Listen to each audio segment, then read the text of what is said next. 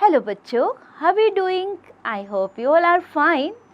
And I'm here again, Mrs. Leena, your teacher, with the new chapter number 1, the rise and the growth of the company power. So what do you want to know about this and how it happened? So everything I'm going to include in this chapter. Be with me. Let's start the chapter, my dear children. The Portuguese in India. जी हाँ बच्चों, सबसे पहले Portuguese का आगमन हुआ था भारत में। India has a long history of trading with western countries dating back to ancient times. During the Mughal empire the lack of a strong navy made it difficult to protect India's coast lines. As a result, European powers saw India's coast as vulnerable and sought to control its trade and abundant natural resources. तो यही देखकर तो हमारे इन Mughal empire के इतना जो धन संपदा थी उनके पास, यही सब देखकर यूरोपियंस ने यहाँ पर रहने का निर्णय लिया। और ये नेचुरल रिसोर्सेज जो थे भरपूर मात्रा में थे बेटा हमारे देश में। Additionally the geographical discoveries made in the late 15th century further expanded the possibilities for lucrative markets.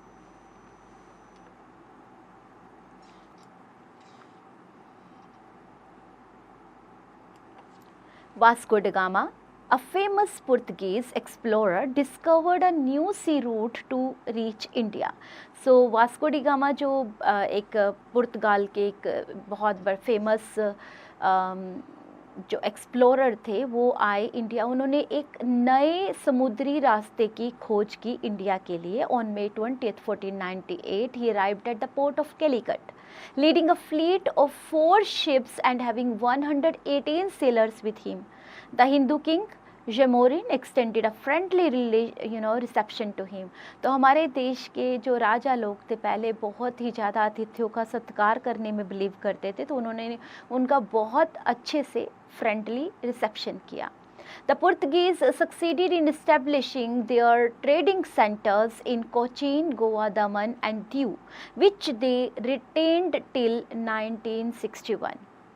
The Dutch in India, intrigued by the spice markets in Southeast Asia, and Dutch embarked on numerous journeys to the region. जो India है वो spices के लिए जाना जाता है बच्चों। In 1602 they established the Dutch East India Company and they set up significant trading centers in places like Masulipatam, Pulicat, Surat, Karikal, Patna, Balasore and Cochin। आपको अंडरलाइन करना है बच्चों इन प्लेसेस को ताकि आप इनको माइंड में रख सकें। From India they exported items such as cotton, fabrics, raw silk, molasses, opium and indigo. During the 17th century, the Dutch managed to dominate the spice trade entirely. तो यहाँ तक इस ड्यूरेशन तक आते आते उन्होंने पूरा अपना राज कर लिया था स्पाइस ट्रेड के ऊपर। They created a strong trading connection between India and the Far East Islands. Moreover, they strengthened their control over the pepper and spice trade in places like Sumatra, Java and Moluccas. And they were also successful in pushing the English out of Amboina, which is one of the spice-rich islands, in the year 1623.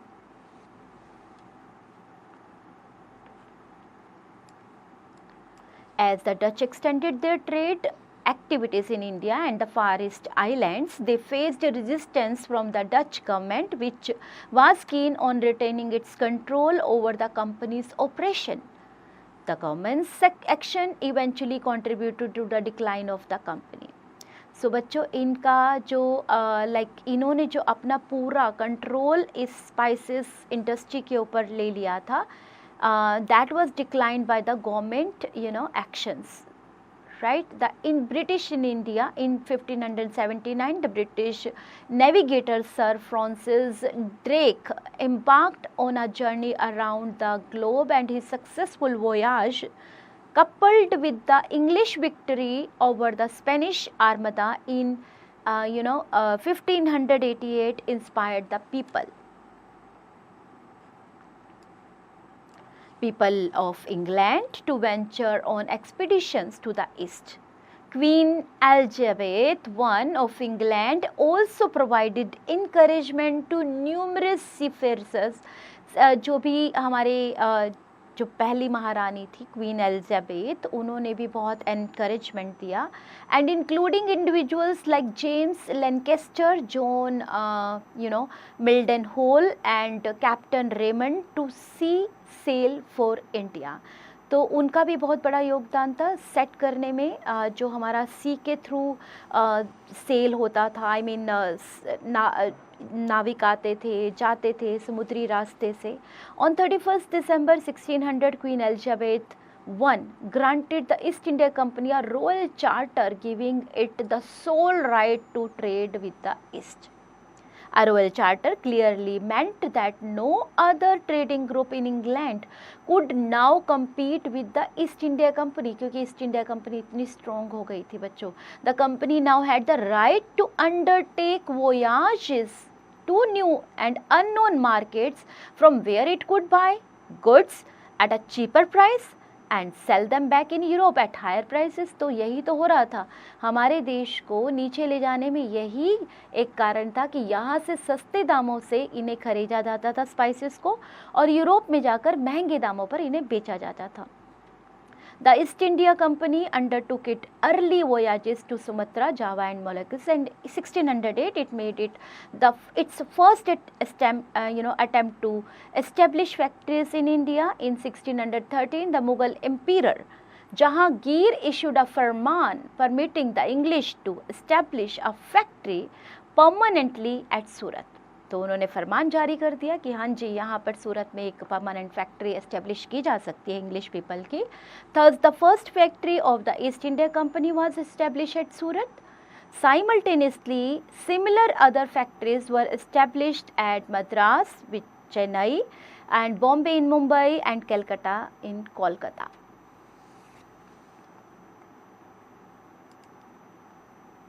The French in India. The French company named, company the Indes Orientales was informed in 1664. The first French factory was established in India by Franco is Canon at Surat in 1668. So further factories were established at Masulipatam, Pondicherry, Mahe, Chandir Nagar and Karikal, Bantam, Surat and Mauritius. The establishment of Portuguese, Dutch, British and French factories in India and Eastern Island resulted in fierce competition and rivalry amongst them. तो आपस में इनमें होड़ शुरू हो गई. All of them wanted to excel in trade by earning maximum profit. सबको लग रहा था कि मैं ज़्यादा प्रॉफिट कमाऊँ कंपटीशन में आकर. So this led to a rise in the cost of commodities that were in great demand and ultimately reduced the profits. Spices like cloves, cardamom, pepper, cinnamon and fine quality of silk and cotton were the main objects of trade. ये सारी चीज़ें व्यापार में इधर उधर की जाती थी. To prevent each other from profitable trade, these companies engaged in constant conflicts. They also raised arms against the local rulers if they opposed the establishment of their factories. Thus politics and trade became inseparable. And इसमें क्या होता था बच्चों, जैसे अगर दूसरों को profit करने से रोका जाता था कि मैं ज़्यादा प्रॉफिट कमाऊँ, दूसरा पर्सन मुझसे ज़्यादा ना ले जाए, तो ये होड़ शुरू हो गई थी, सब में लड़ाई शुरू हो गई थी, right. So now I am going to tell about Anglo French rivalry in the Carnatic.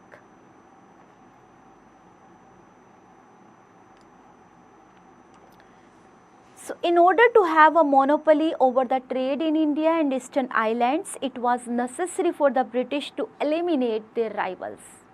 तो अब जरूरी हो गया था कि जो भी उनके राइवल्स हैं उनको उखाड़ फेंका जाए. The chief among them was the French. also to earn maximum profit by buying raw material at a lesser price. तो सबको यही लगता था कि यहाँ से किसी तरह लेसर यानी कम प्राइस पर सामान खरीद लिया जाए, रॉ मटेरियल खरीद लिया जाए. And it was necessary for them to have a political control over the countries with which they had trade relations. Throughout the 18th century, England and France had a long-standing rivalry, often clashing in various European conflicts.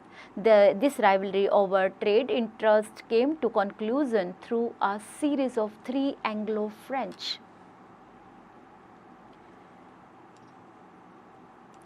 wars, also known as the Carnatic Wars, which occurred between 1746 and 1763 in India. These conflicts earned the name Carnatic Wars because the majority of the battles took place in the Carnatic region and the others area of Tamil Nadu. Ultimately, these wars led to the establishment of British dominance in India. चलिए इस war का अंत कहाँ हुआ कि अब तो पूरा साम्राज्य स्थापित हो गया था ब्रिटिश का. The British conquest of Bengal. In the 18th century, Bengal was a rich province. It was also, flourished well in trade and commerce. तो जो बंगाल था बहुत ही संपन्न था ट्रेड में, कॉमर्स में. And in 1651 the English established their initial trading outpost in Bengal with the permission of sultan Shuja. तो हमारे जो भी रूलर्स थे वो उनको परमिशन दे रहे थे in terms of friendship or something like. and who was the subedar of Bengal at that time. तो ये पर्सन जो थे वहाँ के बंगाल के सूबेदार थे. Later in 1698, the English acquired control over the Jamidari of 3 villages, Sutanoti, Kalikata and Govindpur. Courtesy of Subedar, as we shown. By 1717, the Mughal Emperor Farrukhsiyar granted a range of lucrative trading privileges to the East India Company. As a result, the company gained the authority to engage in trade in Bengal without paying customs duty. तो उनको तो authority मिल गई कि कोई custom duty नहीं देनी है. And enjoy freedom in transporting goods to and from the region. तो उनको तो लाना और ले जाना बहुत ही आसान हो गया क्योंकि ना उन्हें कोई कस्टम ड्यूटी देनी है और फ्रीडम से वो ट्रांसपोर्टिंग कर सकते हैं. Bengal was then ruled by Alivardi Khan. And he kept a close watch over the activities of the company and how the English were misusing the power granted to them. तो power उनको मिली थी तो अंग्रेज लोगों को तो power मिलने के बाद वो तो ऐसी फ्रीडम के साथ काम कर रहे थे, लेकिन वहाँ के जो रूलर थे अलीवर्दी खान वो उन पर नज़र टिकाए हुए थे कि कैसे वो मिसयूज़ कर रहे हैं इस पावर का. Alivardi Khan died in 1756 and he was succeeded by his grandson. तो उनके grandson का नाम था Siraj-ud-Daulah, who was young and inexperienced. तो बहुत ही जब उनके दादाजी की डेथ हुई तो वो बहुत यंग थे और उन्हें कोई एक्सपीरियंस भी नहीं था. He was also short tempered, गुस्सा भी जल्दी आ जाता था. Thus his succession led to court intrigues. The English considered it the right time to interfere in the politics of Bengal. अब तो उनको मौका मिल गया कि अब तो उन्होंने बंगाल की पॉलिटिक्स में भी इंटरफेयर करना शुरू कर दिया. They began to fortify Fort William at Calcutta, mounted guns on the walls of the fort. Aware of the company's political desires, Sirajuddaulah asked the English to immediately stop fortifications and pay revenues. उन्हें एकदम धमकी दी गई कि stop करो इसे. When the English refused to obey, तो उन्होंने जब मना किया, the Nawab marched with an army of 30,000 soldiers and laid the siege of Calcutta. He captured the company's officials, disarmed the English soldiers and blockaded English ships. Sirajuddaulah placed Calcutta under the charge of Manik Chand and returned to Murshidabad. तो उनके ऊपर आक्रमण कर दिया गया और वापस से उसके ऊपर अपना कब्जा जमा लिया. Now the Battle of Plassey. In response to the distressing news of the capture of Fort William, officials of the East India Company in Madras, the Battle of Plassey. In response to the distressing news of the capture of Fort William, officials of the East India Company in Madras swiftly dispatched troops led by Robert Clive and Admiral Watson to Calcutta. After his arrival in Calcutta, Clive succeeded in securing the support of Manik Chand, the Nawab's officer in charge of Calcutta. Mir Jafar, the commander-in-chief of Nawab's army, Jagat Seth, an influential banker, and Om Chand, an intermediary, all of them joined hands together to depose Sirajuddaulah. तो उनके खिलाफ सब ने मिलकर साजिश शुरू कर दी. The armies of the Nawab and the British faced each other at Plassey, a mango grove 22 miles south of Murshidabad on 23rd June 1757. Please mark कर लीजिए, underline this date. Okay.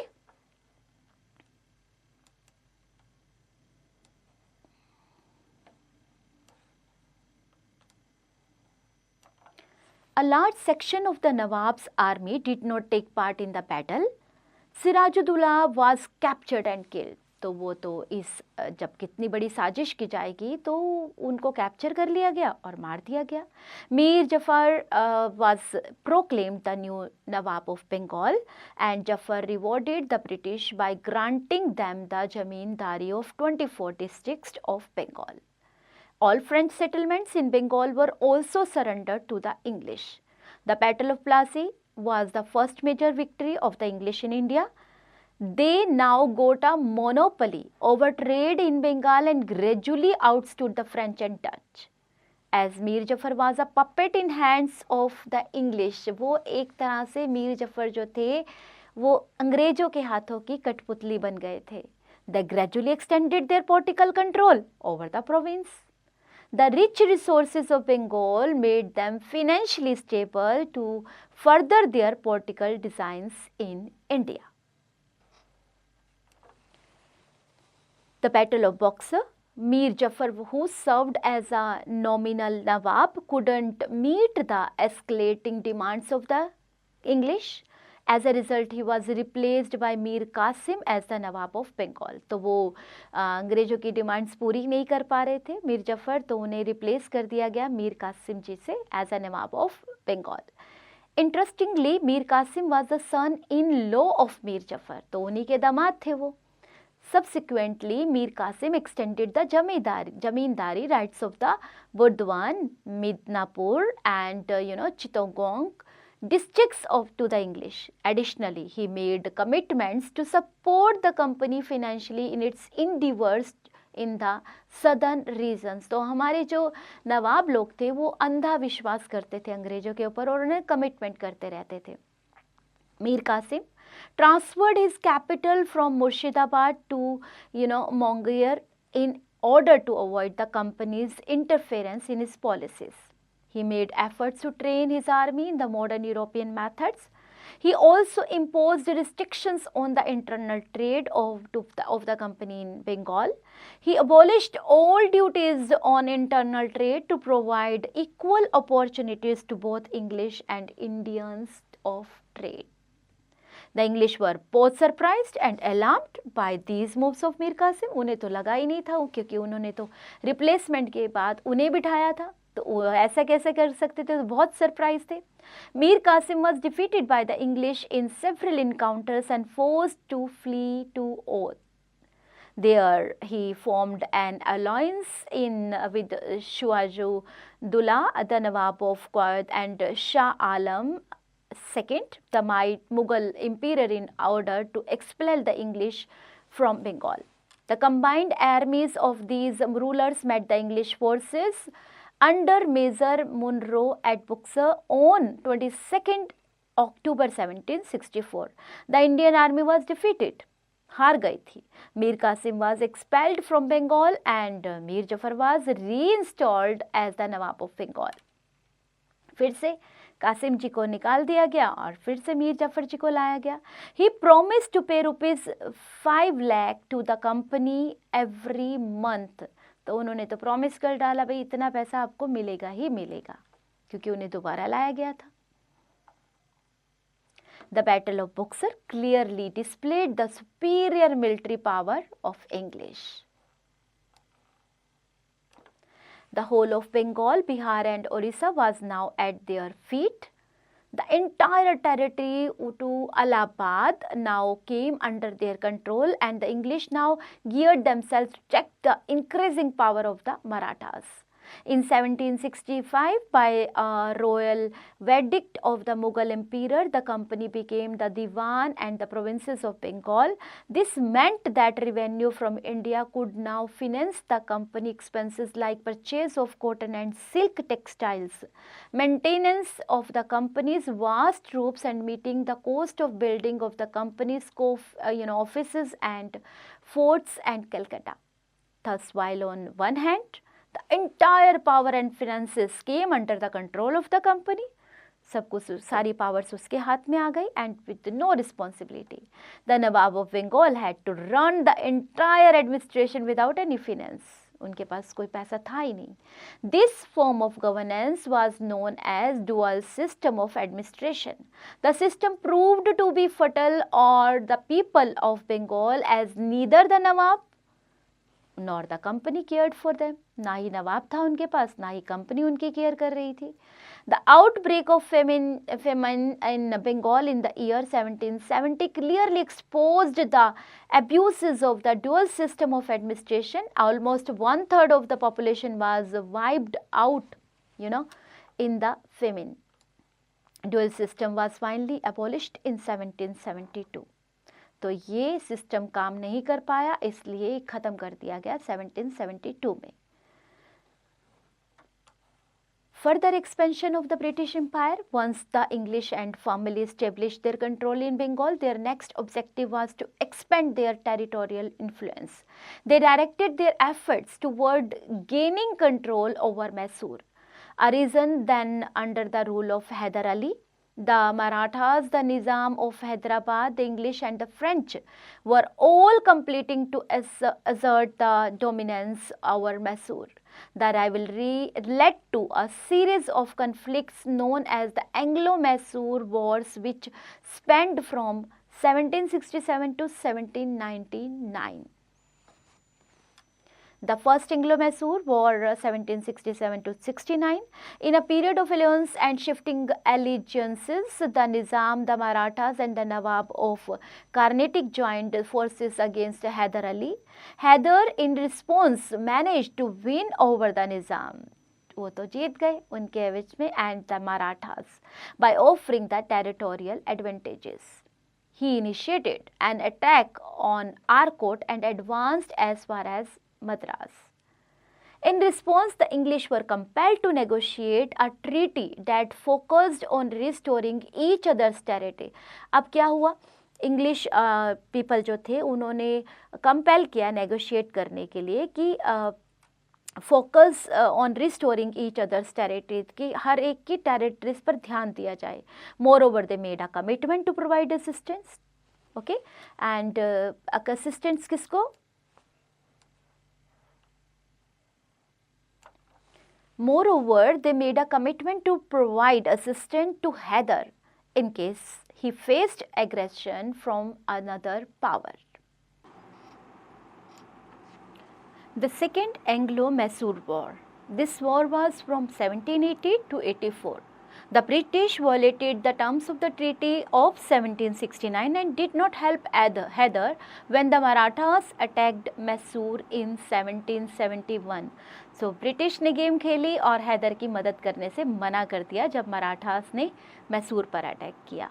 The English also attempted to capture Mahi, which was under Hyder's jurisdiction. Consequently, Hyder joined hands again with the Nizam and the Marathas and defeated the English twice in 1780 and 1782। उन्हें तब हैदर को समझ में आया कि भाई इनके साथ, इंग्लिश लोगों के साथ नहीं, अपने लोगों के साथ ही हाथ मिलाया जाए। तो उन्होंने निज़ाम के साथ और मराठास के साथ हाथ मिलाकर इंग्लिश लोगों को डिफीट किया। Haidar died in December 1782 and was succeeded by his son Tipu Sultan. Tipu conducted the long wars with the English by the Treaty of Mangalore in 1784. Both sides agreed to show mutual respect to each other's territory. The Third Anglo-Mysore War was from 1790 to 92. The English entered into the alliance with the Nizam and Marathas and marched towards Seringapatam and the capital of Tipu Sultan. Though Tipu fought bravely, he had to satisfy himself by the Treaty of Seringapatam in 1792. Tipu lost nearly half of his territory in Mysore to the Allies and also had to pay a war indemnity of over 3 crores of rupees. So, इसके बाद हमारे पास ये second and third war देखने के बाद we will proceed for the fourth war. The Fourth Anglo-Mysore War, which was in 1799, and in order to completely deprive Tipu of his territories, the British again marched against him in April 1799. In this war, Tipu died after offering tough resistance, and Seringapatam was captured by the English. They also annexed the territories of Kanara, Coimbatore and Darapuram, and the entire sea coast of Mysore. The Anglo-Maratha War, this was 1775 to 1818. The British had got a taste of Maratha strength and power during its struggle in Mysore. They were also aware of the mutual differences between the Maratha leaders, and they took this to their advantage and prepared themselves for the annexation of Maratha territory. Now I am going to talk about the first Anglo-Maratha War. This war was from 1775 till 82.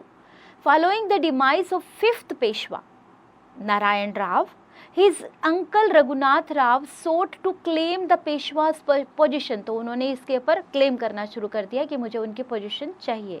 To achieve his goal, he formed an alliance with the English, a move that faced opposition from the Marathas, and as a result, a conflict erupted between the two factions, eventually concluding with the Treaty of Salbai, with focused on the mutual restoration of their respective territories.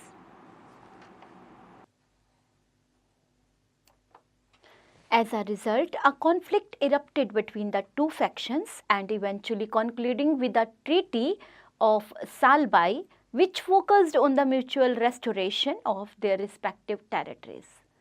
Now, let's have a look on the second Anglo-Maratha Wars, which was from 1803 to 1806. Peshwa Bajirao murdered Vithuji, the brother of Jaswant Rao Holkar, and Holkar in turn defeated the combined armies of the Peshwa and Daulat Rao Sindhia. So, जैसे ही पेशवा जी जो बाजीराव जी थे, उन्होंने विथुजी को मारा और उसके बाद उन्होंने इसका बदला लेने के लिए रिटर्न में डिफीट किया combined army of Peshwa and Daulat Rao. So, Bajirao was forced to flee Bessin, where he signed a treaty with the English troops, were now stationed at Mysore and Hyderabad, Lucknow and Pune, thus establishing British control over Pune English. The British forces also defeated Daulat Rao Sindhia and acquired all his territories. Jaswant Rao Holkar also came face with the English but was defeated and deprived of his possessions. The English gained control over Orissa and territories north of Yamuna river, including Agra and Delhi. Students, I hope आप लोग marking कर रहे हो, underline the places जो भी defeat किए गए और जो भी gain किए गए, right?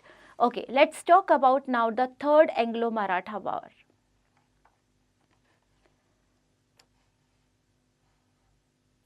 The Third Anglo-Maratha War, it was between 1817 to 1818. Peshwa Baji Rao Daulat Rao Sindhia, Appa Sahib of Nagpur and Malhar Rao Holkar second again made an attempt to crush the political ambitions of the English. दोबारा उन्होंने एक बार कोशिश की इनके ambitions को चूर चूर करने की, but were terribly defeated. Pune and its districts were merged with the Bombay Presidency. The territories south of the Vindhyas were made subordinate to the company. Bajirao was sent to Bittur near Kanpur with pension. So उनको तो pension के साथ कहाँ भेज दिया गया? बित्तूर भेज दिया गया, which was a transfer for them. And now I am going to tell you about the consolidation of the empire.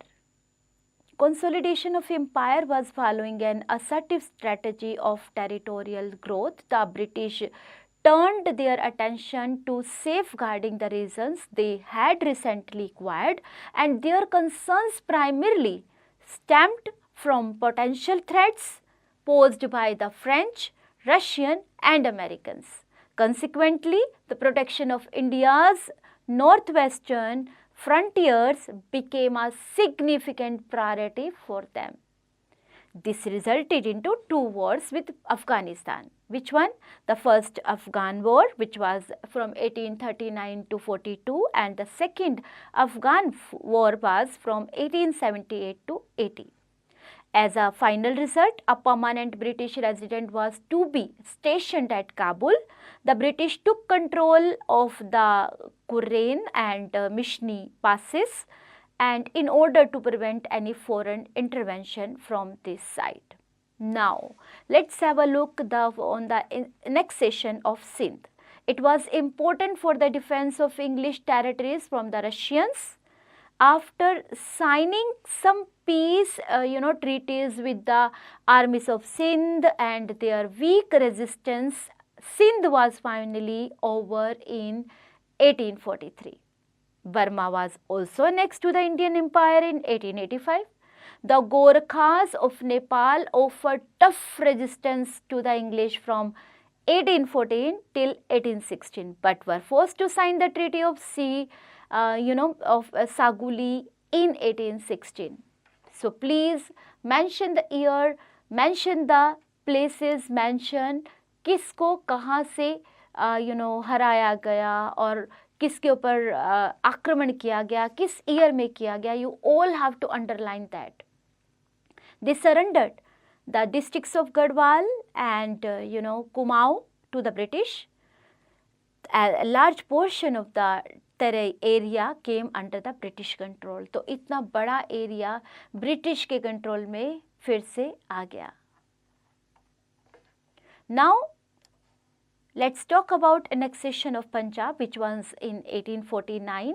Punjab was now the only large and independent state left out of the British control. जो कि बचा हुआ था, पहुंच के बाहर था. पंजाब ही सिर्फ एक ऐसा बड़ा एरिया, इंडिपेंडेंट एरिया था. It was then being ruled by Ranjit Singh, who had signed a treaty of perpetual friendship with the British. He also maintained an efficient army and employed Europeans in his state. After Ranjit Singh's death in 1889, Punjab witnessed political instability. In 1843, Dalip Singh, a minor son of Maharaja Ranjit Singh, was proclaimed the ruler. उनको बिठा दिया गया उनकी गद्दी पर. The British saw it is the right opportunity to forward their plan of annexation of Punjab. अब तो उन्हें मौका मिल गया इंग्लिश पीपल को कि अब तो ये बहुत बड़ा साजिश रचने का टाइम है. चलिए कोई बात नहीं, इस पे भी कब्जा करते हैं. After 2 long wars with the first Anglo-Sikh War 1845 to 46 and the second Anglo War 1848 to 49, Punjab was finally annexed in 1849. Dalip Singh was sent to England for education and was entitled to a pension of £50,000 per annum. Punjab was now to be administered by a board of commissions. Let's talk about now the subsidiary alliance system. Lord Wellesley became the Governor General of India, and in 1798, his main target was the expansion of the British dominions in India, subjugation of the Indian states. He was not in favor of peace treaties or the policy of non-intervention. Consequently, to fulfill his political ambitions, he used a system of subsidiary alliance. A state under this system had to surrender its external relations to the core of the company. Any form of negotiation with other states were to be made through the company. The state was regarded to accept a British were to be made through the company, and the state was regarded to accept a British resident as its headquarters. The company in turn was to protect the state against any foreign invasions. The system proved to be very beneficial for the British, बहुत ही फ़ायदा हुआ इससे उन्हें British लोगों को. And the Indian princes were now deprived of any opportunity to join hands against the company on the pretext of protecting a state. The company could now maintain a large standing army at the expense of the Indian princes. It gave a company chance to expand their territories further in India. So एक उनके लिए बहुत बड़ा मौका था कि अपने पूरे पाँव पसार लेना इंडिया में. The India rulers had to face the interface of the British resistance in their everyday affair. The Indian rulers lost their administrative as well as financial independence. The Nizam of Hyderabad, the ruler of Mysore and Nawab of Oudh, the Peshwa and the Sindhia were the chief rulers that accepted the subsidiary alliance system. Doctrine of lapse. It was Governor General, Lord Dalhousie, who applied the doctrine of lapse for the annexation of Indian states. According to this doctrine, if the ruler of any dependent state died without a legitimate heir to the throne, and then his state, would directly be annexed or lapsed to the British Empire. अगर कोई भी किसी भी राजा की death हो जाती है और उसका कोई उत्तराधिकारी नहीं होता तो ऑटोमेटिकली सारी जो उसकी संपत्ति है, राज्य है, वो उस अंग्रेज़ों के कब्जे में चला जाएगा. ये उन्होंने एक पॉलिसी बना ली. An adopted son was entitled to use the personal property of the deceased ruler but not his royal status. तो ऐसा कहा गया था कि जो भी अडॉप्टेड बच्चा होगा उसको इस प्रॉपर्टी, पर्सनल प्रॉपर्टी को यूज़ कर सकता है, बट उसका रॉयल स्टेटस वो नहीं, उसकी गद्दी पर वो नहीं बैठ सकता. The British annexed the states of Satara, Jaipur, Sambalpur, Baghat, Udaipur, Jhansi and Nagpur under the doctrine of lapse. Dalhousie also annexed the state of Oudh by saying that this would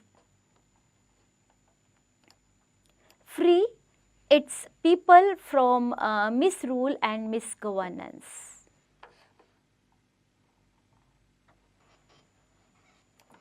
Civil administration under the British, in order to ascertain its command over the newly acquired territories, it was necessary for the British to evolve an efficient system of administration.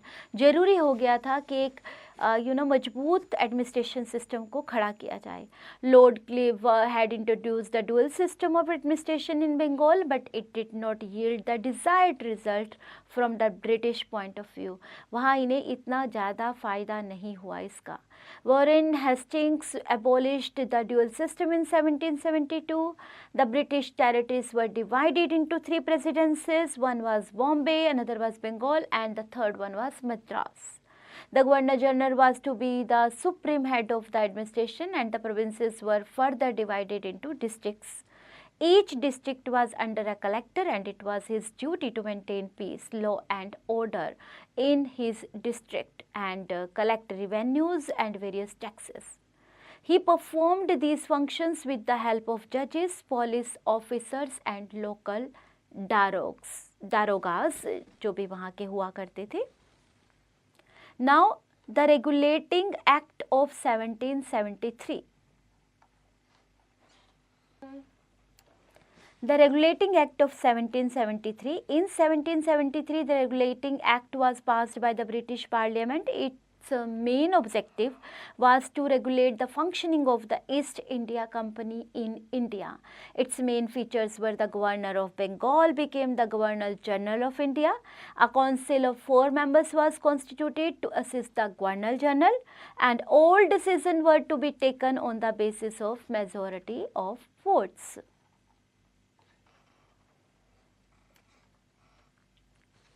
A Supreme Court was established at Calcutta. It comprised of a Chief Justice and 3 other judges.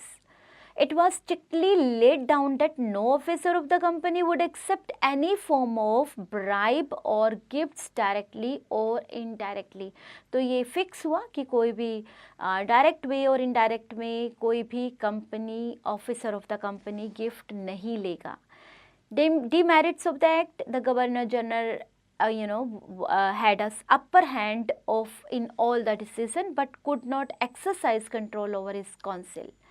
ऐसे उन्होंने तय तो कर लिया ये नहीं होगा, but उनका कंट्रोल नहीं हो पाया इन सब चीज़ों के लिए अपनी काउंसिल पर. While the Supreme Court administered English law, the other courts gave judgments in accordance with already existing laws. Governor General could not exercise authority over other presidencies. Now, the Pitt's India Act, which is in 1784. By this act, the number of members in the Governor General's Council was reduced from 4 to 3. The presidencies of Bombay and Madras were made subordinate to the Governor General and his council.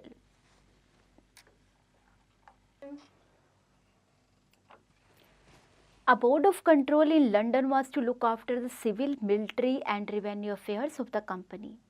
Charter Acts. Under this act, a series of charter acts were also introduced by the British for effective administration and stabilizing their control. The important acts of them were as follows. Number 1, Charter Act of 1793. Under this, we have Governor General was given the power to override the decisions of his council. Second one was a vice president was to be appointed by the Governor General in case of his absence from the council. Number 3, the members of the company were now to be paid out of Indian revenues. And second one, under Charter Act of 1813, the company's monopoly of trade with India came to an end. Thus, trade in India was now open to all Englishmen. Company still enjoyed monopoly of trade with China and trade in tea. So, a sum of rupees 1 lakh was to be spent even annually on revival of Indian literature and promotion of scientific knowledge. And number 3, Charter Act of 1833. The company lost monopoly of trade with China. Number 2, paved the way for acquisition of land and property by Europeans of India. And number 3, Bombay, Bengal, Madras were placed under complete control of Governor General. Number 4, a 4th member called the law member and was added to the Governor General's Council for legislative purposes. Now, the next act, Charter Act of 1853. The law member was made the full-fledged member for Governor General's Council. The Governor Generals could appoint 2 more members to his council when required. तो जब भी उन्हें ज़रूरत महसूस हो वो 2 और members को appoint कर सकते हैं. The council was to exercise its functions on the lines British Parliament. Judicial administration in 1772, Warren Hastings introduced judicial reforms in India. Each district was to have a Diwani Adalat यानी कि civil court and a फौजदारी अदालत यानी criminal court. The Diwani Adalat was presided over by the collector. Hindu and Muslim laws were to be applied for Hindus and Muslims respectively.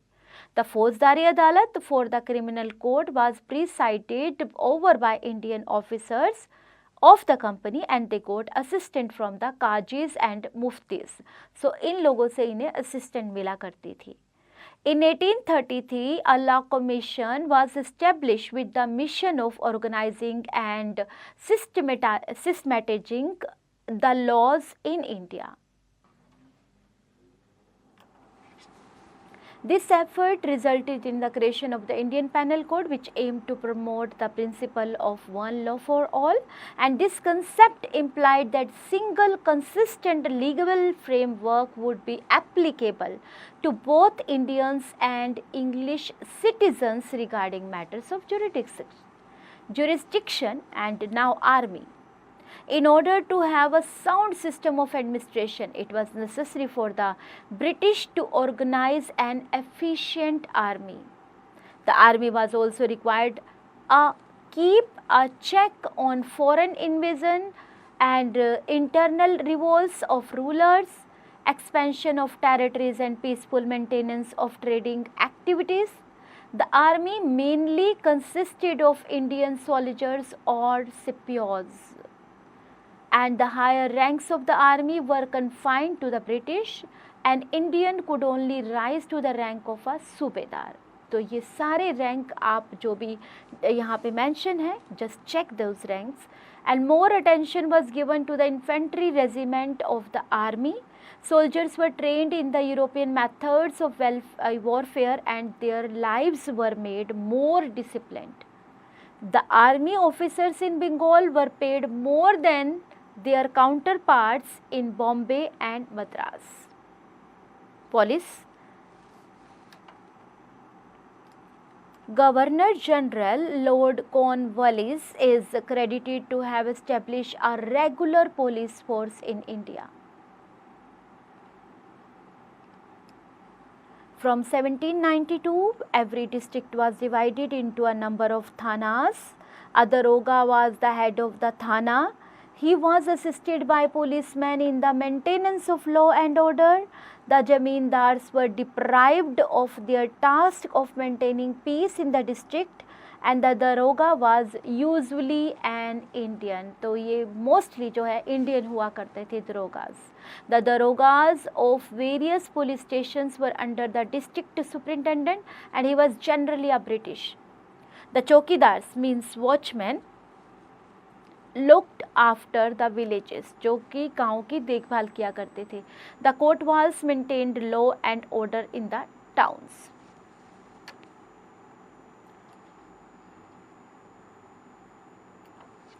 The police was mainly responsible for maintenance of internal law and order, protection from thieves, dacoits and thugs, ensure safety of highways. तो police की जिम्मेदारी थी कि वो लोगों को जो law बनाए गए हैं उनको फॉलो करने का ऑर्डर दें, उनको रिस्पॉन्सिबिलिटी उन्हें दिखाएं और चोरों से, डकैत से, ठग से लोगों की रक्षा करें, इंश्योर करें कि हाईवेज सेफ्टी के कौन कौन से तरीके हो सकते हैं.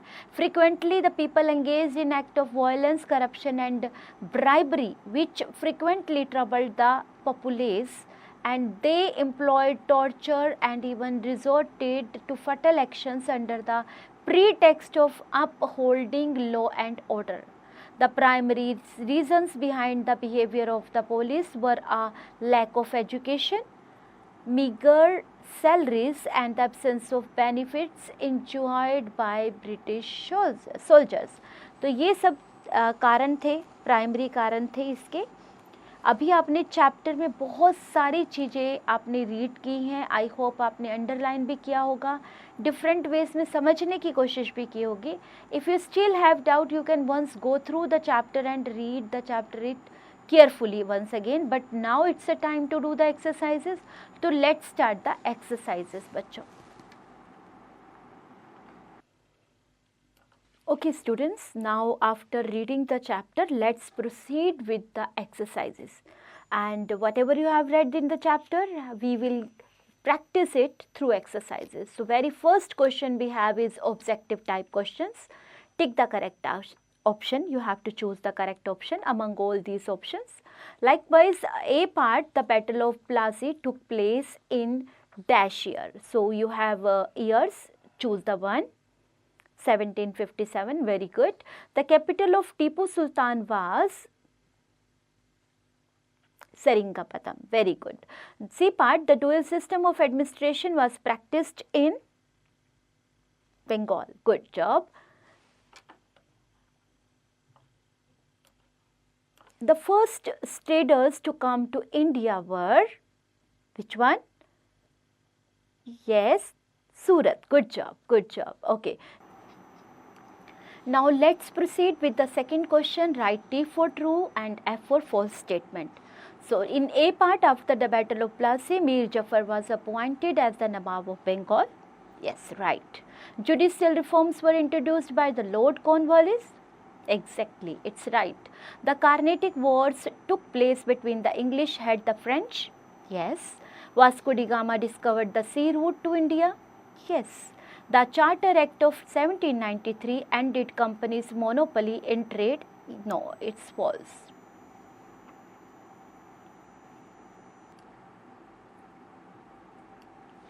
So now let's have a look on third question, fill in the blanks.